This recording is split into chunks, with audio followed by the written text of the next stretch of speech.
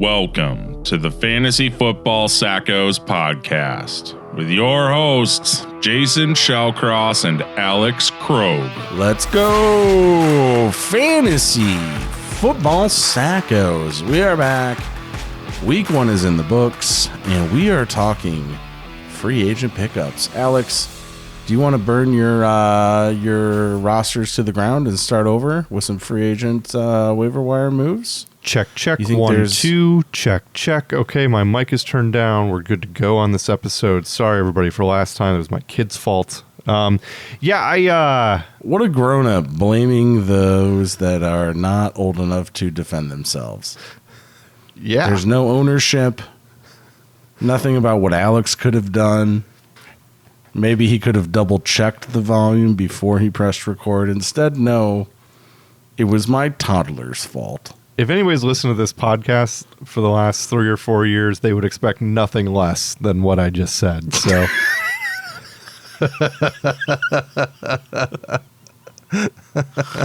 oh my God! I hope your kids listen to this one day. You just throw them under the bus, and back over them. That's fine. I've changed all their poop. Congrats to those of you who had the sack of sheet and went with the Cowboys defense and Brandon Aubrey as your kicker. You were rewarded with 40-ish points, depending on your scoring. So congrats on week 1 wins. 4-0 this week for me, Jason. I think you said you went 9-0 or something like that. So good start. Kind of a weird week. Like somebody sent me on a texting thread the amount of passing touchdowns each of the last 5 years, I think it is. So in 2019, there were 61 passing touchdowns week 1. In 2020, there was 52. In 2021, there was 61. In 2019, 61. 2020, 52. 2021, 61. 2022, 51. So like kind of alternating, right? Last year was 37. And this year, going into Monday Night Football, was 33.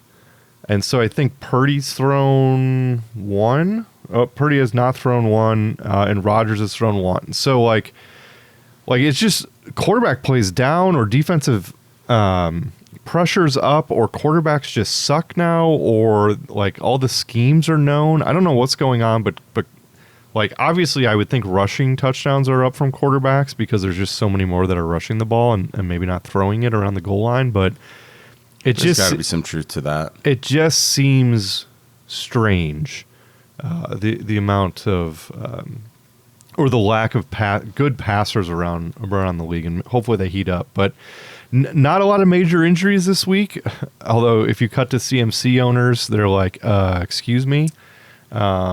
Just like a surprise inactive on Monday night, which is brutal. So hopefully you got an IR spine, you were able to move him over and get Jordan Mason. But just like kind of a weird week where there's a couple like small injuries, and we'll talk about them. And I guess there was a unlikely performer or two that we'll talk about.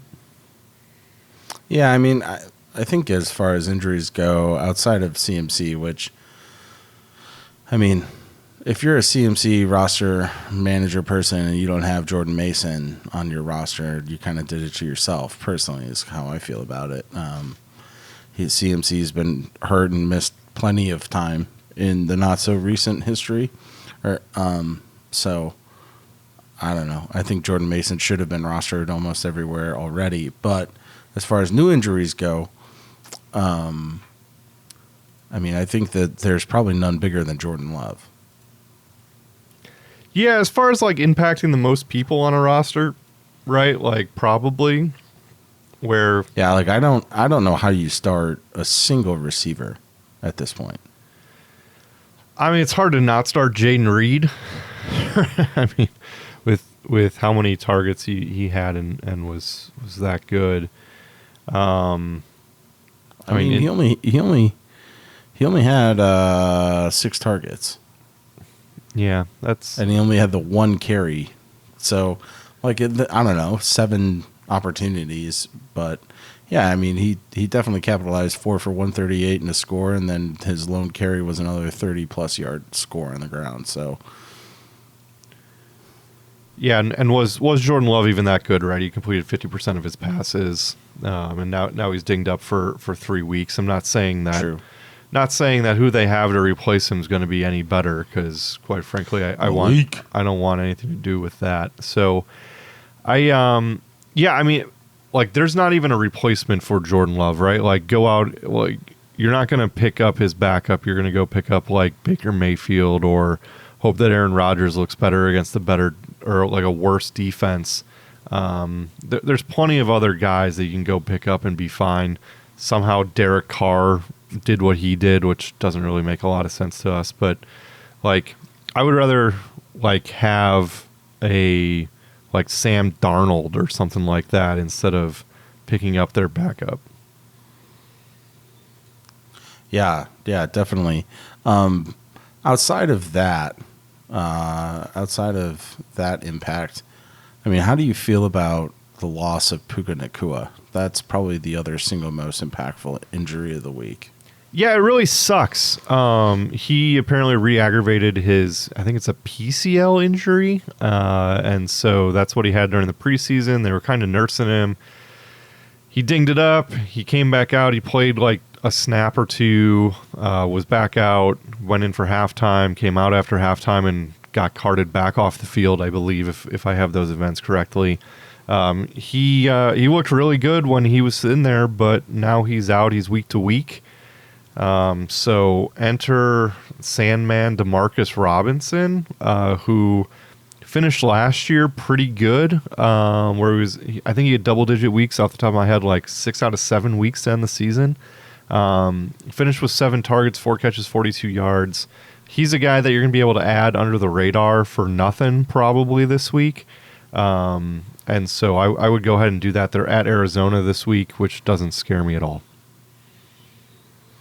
Yeah, Robinson finished the game with 7 targets, 4 for 42. I think the biggest winner for that is definitely just Cooper Kupp, right? Like, I mean, you would suggest that, right? With 21 targets. yeah. I mean, like, holy shit. I think Cooper Kupp is just instead. I think he's easily just a top 6 receiver. He's just wide receiver 1, period. Right? Like, if you're going to tell him, if anybody gets 20 targets, they're fine. They're a top 5 guy.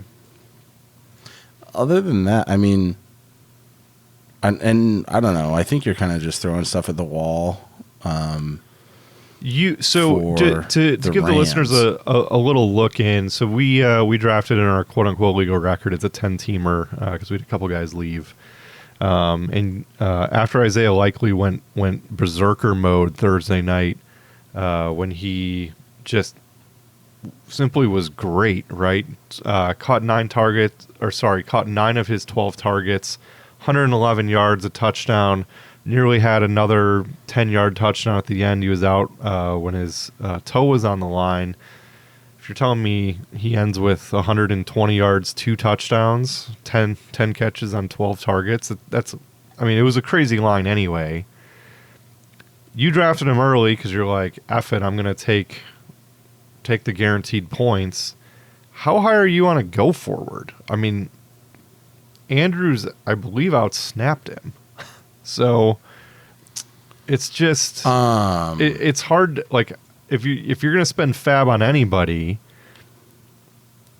like you're somewhat worried if you have like McBride who was fine. You're kind of worried if like I think McBride's gonna bounce back. I'm a little bit worried if I have Dalton Kincaid, who didn't really do hardly anything. After we were kind of expecting him to be better. Again, he was on the field enough where I would expect him to bounce back as well. But like, Evan Ingram didn't do much, so there is some tight end concerns. Yeah, with what I saw out of that Bills offense, it is Josh Allen or bust. That's it. Like, he is going to drag that team as far as he can.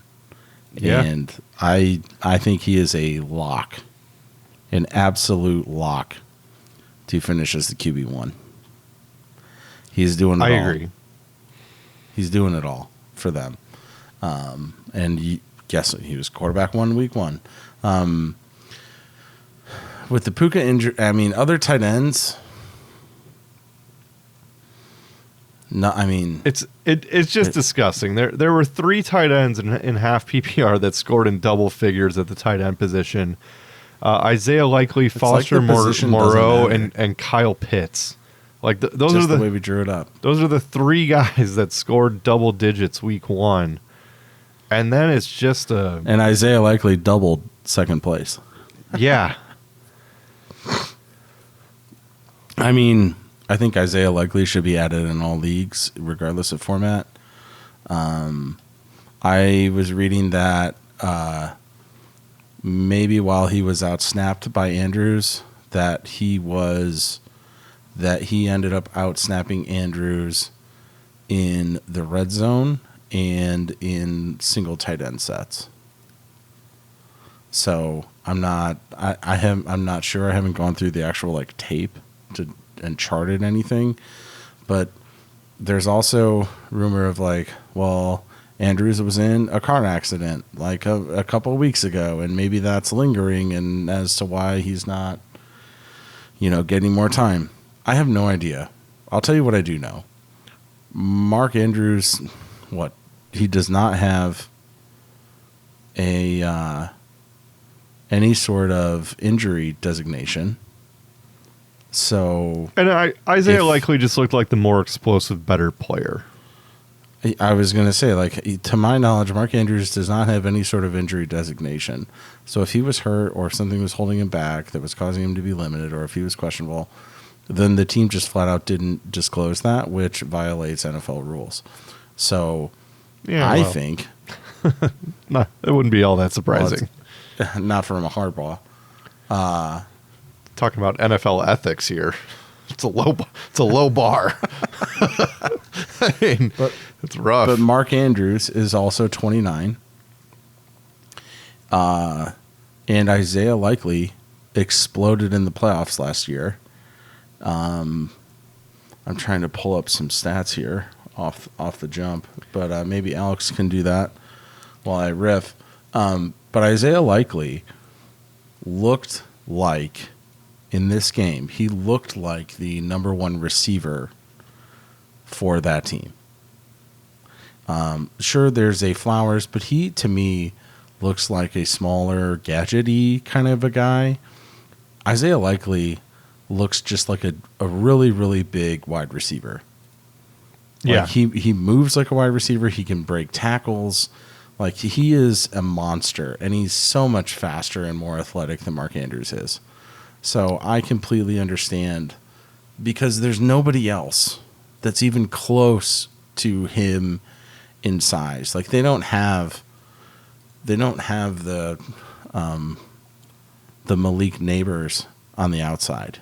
They just got a bunch of small, fast guys. Yeah, they were being super gadgety with Zay Flowers. So if you were to spend fab on Likely, like, it's probably in the 10 to 15 to 20% range max. Like, I think it's hard to justify more than that. But if you're in a rough quarterback position, then let it fly.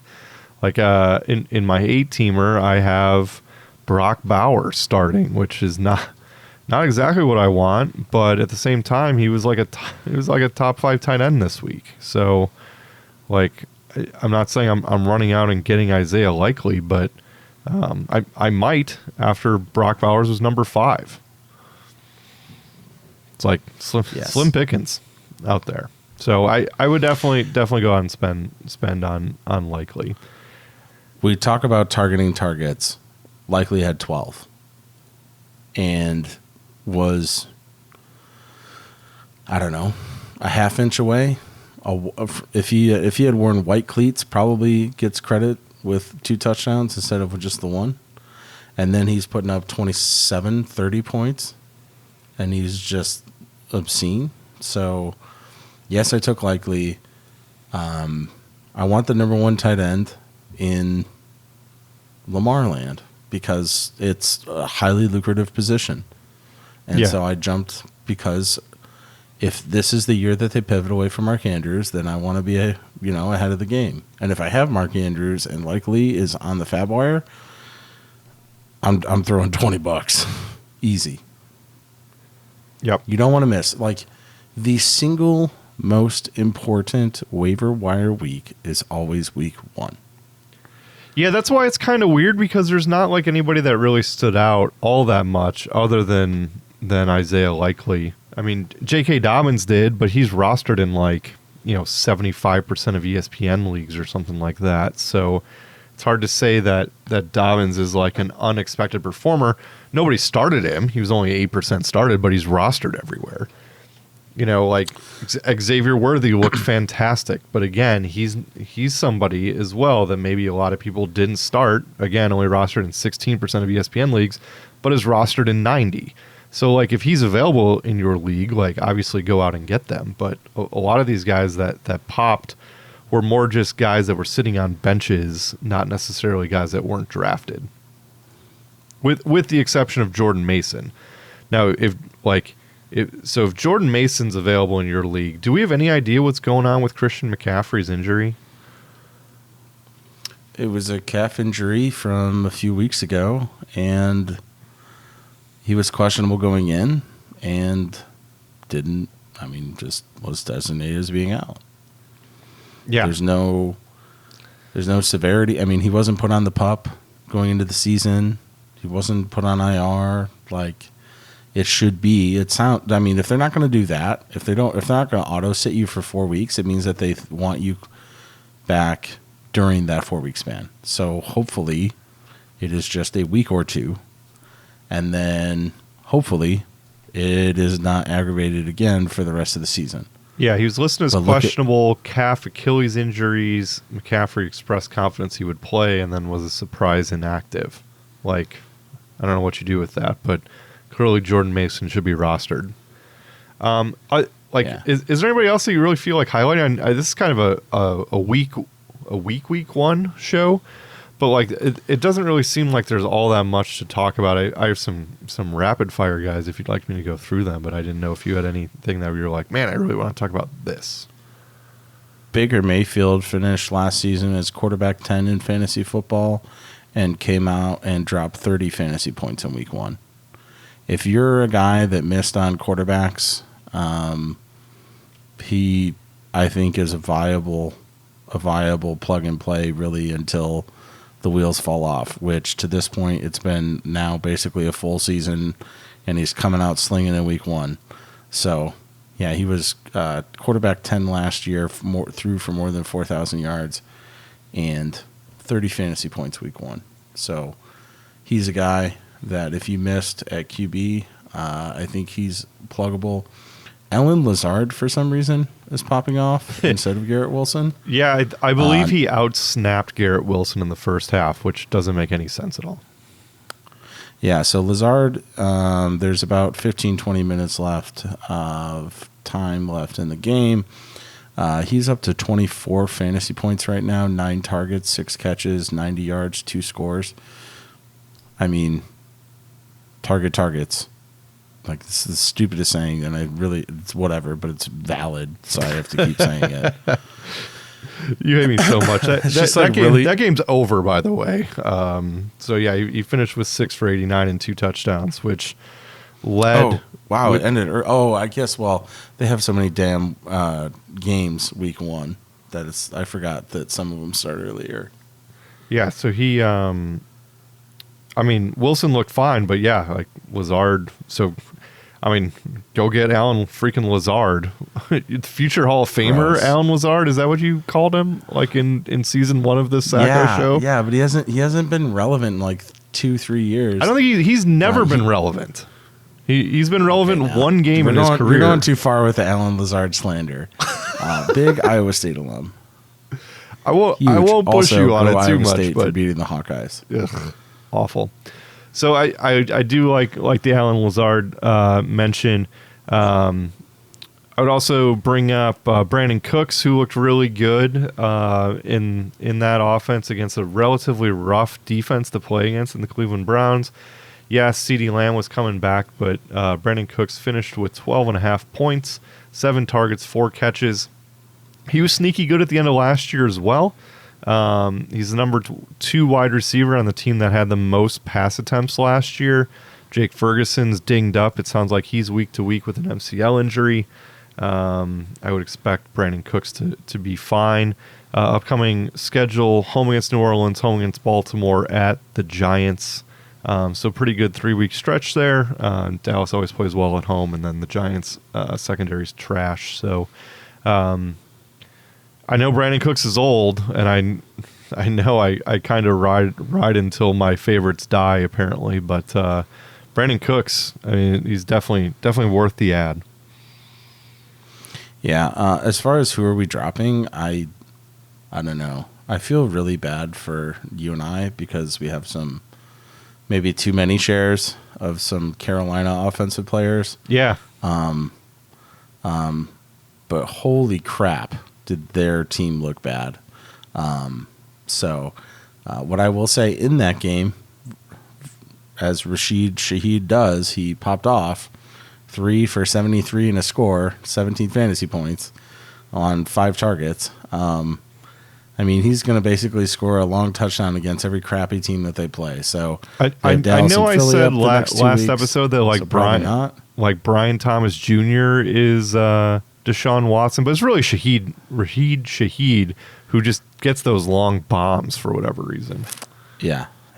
So I'm calling right now a Rashid Shaheed touchdown, week 4, Atlanta. Okay. Question. So, like, you know, I have Kamani Vidal in a league. I'm probably dropping him after he was inactive. You and me both have Jalen Wright, I believe, in a couple different leagues. He's 21% on Yahoo roster. I'm holding him because I really think that Mostert could go away. I think that's possible. Their leading rusher in the first half was Tua on that team for whatever that's worth. Yeah. Like the run game looked really putrid until the second half. So I don't know. I'm hoping that continues and they go to Jalen Wright for a jolt at some point. Yeah, Bucky Irving looked okay. That pissed me off. Which is kind of annoying if you're a Rachaad White owner. Irving 9 carries for 62 yards, 2 catches for 14. Tank Bigsby also really pissed me off. Yeah. Yep. Those are the 2 like backup running backs that I think are must own right now. Because they're doing things. They're kind of like Chase Brown, at least a little bit, right? Where, you know, Zach Moss looks like the featured guy, but Chase Brown is going to spell him. It looks like Bucky Irving and Tank Bigsby have cleared out a role in both of those offenses for the Bucs and Jags, which kind of sucks. Bigsby, I mean, I will say that had Etienne not fumbled going into the end zone, I'm not sure what Bigsby's day would have ended up like. Yeah, I mean, he was doing things before that fumble, for sure. But, Etienne with another costly fumble, which it seems like he does like once or twice a year. And that's like that whole Jaguars team. They just make like really strange errors. I mean, he only had 50 carries last year, and now he has 12 for 73 in week 1. Yeah. So go ahead and add yourself some Tank. Rostered in 4.6% of leagues. We're kind of getting to the end here, but like Greg the Human Dortch, who I have mentioned before, he had 8 targets, 6 catches, 47 yards against the Bills. He also had a punt return if you count punt return yards. Led the Cardinals in catches and receiving yards, and only Trey McBride had more targets. Yeah. I mean, he's incredible at getting open. It's just that he's like 5'6". He's a wee little one. So yeah, man, we're really scraping the barrel here if we're already at Dortch. No, seriously. How much? If Williams is out there, how much money are you putting on his head? Good question. So, I mean, he looked really, really great. He's rostered in 70% of ESPN leagues. He had 22 points. He almost looked like he was the number 1 guy in that offense, and that they were featuring him more than Laporta and St. Brown. which is kind of weird. 9 targets in that game. I think he's worth at least 10 to 15% of your fab if he's available. Maybe more. 20, 25 if you're feeling giddy and need a wide receiver to help you out. I mean, I do trust Jared Goff, and I would, go back to the fact that they only play 3 outdoor games. 2 of them happen to be in the playoffs. But if he's going to be able to turn and burn on indoor surfaces all year, like, let it fly. Let it fly. I would be shocked that he wasn't drafted in one of your leagues that you're playing in, but he might be, and if he's there, you should go grab him. Do you have any interest in Alec Pierce? No. For the Colts, 3 targets, 3 catches, $1.25 and a score. He has to do it for one more week. That throw from Richardson was just absolutely insane. That's the stupidest throw I think I've ever seen in my entire life. He's got to do it another week. It was almost back-footed, and he just launched it 70 yards. Straight up in the air. Like, I don't even know, I don't even think a punt machine can do that. Only other guy that I think I have is Justice Hill, who I think deserves at least a little bit of mention after his role on Thursday night. He outsnapped Derrick Henry 43-37 in that game. They were featuring him on check down, which doesn't really seem like something the Ravens do very often. But he had 6 catches for 52 yards. They have the Raiders this week, and you kind of saw what J.K. Dobbins did to them. So if they're going to leave in Justice Hill for blitz pickup, until Keaton Mitchell comes back, who tore his ACL, Justice Hill's he's viable. Yeah. As far as defenses go, streamers, I want whoever is playing the Giants, even if it is the next worst team. So if you are screwed, next week they are playing the Commanders, and the Commanders are at home. God, that is so awful. That's so... I don't even know if I could do that. That's so ballsy. Oh, I totally would. Watching them play was embarrassing. I was embarrassed for Giants fans. That team is one of the worst teams in the. It's unbelievable how much worse they've gotten. I don't know why they gave Danny Jones was $130 million. Well, he looked really, really good against the Vikings in a playoff game a couple years ago that they ended up losing. But they wanted to. They tried to trade up and take a quarterback. If anybody watched Hard Knocks during the offseason. So hard to say they have a lot of confidence in Daniel Jones. No, but man, are they bad. All right, well, anything else? How did you feel about Caleb Williams? Is he the second coming? The Bears probably have one of, if not the worst, offensive lines in the league. Yeah, I think he's going to be fine. He kept his poise. I obviously wanted to see more, but I don't know what I was. I'm glad they won. I think there's going to be some growing pains. Two defensive touchdowns. He missed a couple throws that he should have made. Keenan Allen dropped a touchdown. He's hurt. You're being far too kind. He's hurt, and the rookie is also hurt. Roma Dunze, he's week to week with an MCL sprain. So all of a sudden, they don't have a lot of depth for Caleb Williams. They're probably going to get stomped by the Texans this week. But Sunday Night Football in Houston should be a fun one. Get embarrassed on a national stage. At least the defense might look good for a little while. Maybe not against that team. Yeah, maybe not. But yeah, I have hopes. I want the Bears to be good and relevant. Also, this is a little off topic. So I've been trying to figure out what the Browns are going to do with Deshaun Watson because he's just terrible at football. And he's accused of sexual assault again in like 2020 after all this happened, and like stuff's coming out about it. And I think the Browns are going to use it to cut him. Really? Yeah. Because I think there's some stuff in like his contract that says like if something ever happened again that that like they could get out of his contract. So I'll be interested to see what happens with that as that continues. I would not play Amari Cooper. I would not play David Njoku. I would not play Jerry Jeudy. I guess I would play Jerome Ford on a go forward, but Deshaun Watson's so bad. Yes. The only person that's playable in that offense is Jerome Ford. Just one more quick point off of Pro Football Talk. Devon Achane and Raheem Mostert were estimated as non-participants. They play Thursday night against the Bills.